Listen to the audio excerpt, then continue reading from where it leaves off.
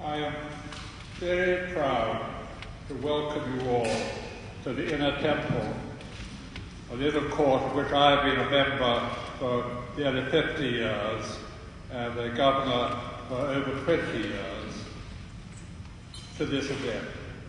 I was elected chairman of the Prisoners of Conscience Appeal Trust 10 days ago, and I regard it as a huge privilege, the first event I've been asked to take part in since I was elected chairman, to join our Iranian friends in marking the 21st anniversary of a dreadful series of events in the history of the world.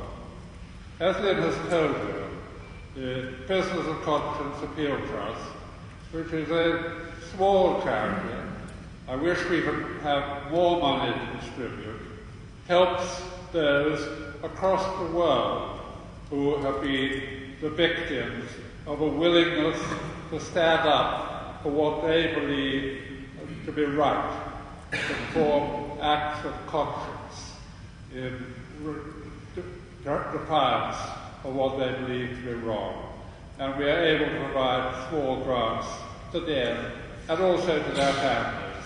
And in a month's time, we'll be having an event where we will be giving bursaries to help with the education of 3, 4, 5, or 6 of them who come to this country.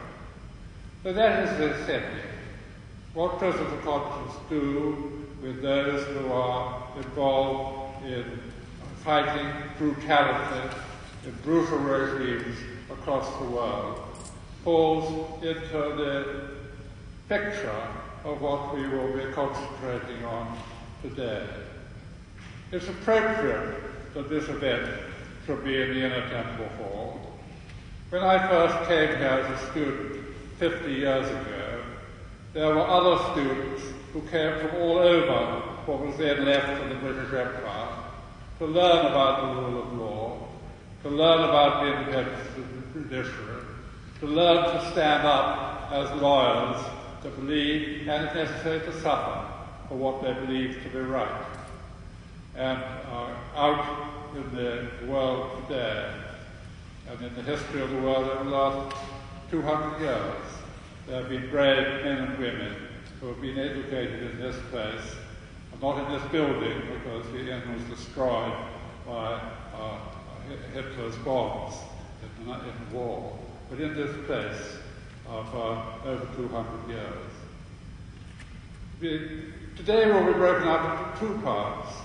In the first part will be largely devoted to watching a film, and the director of that film is here, and I will ask him to come to the podium in a minute or two. And we will then hear from one of those who took part in the film, who will be able to tell you something of what she suffered in Iran before she made a new life in Canada.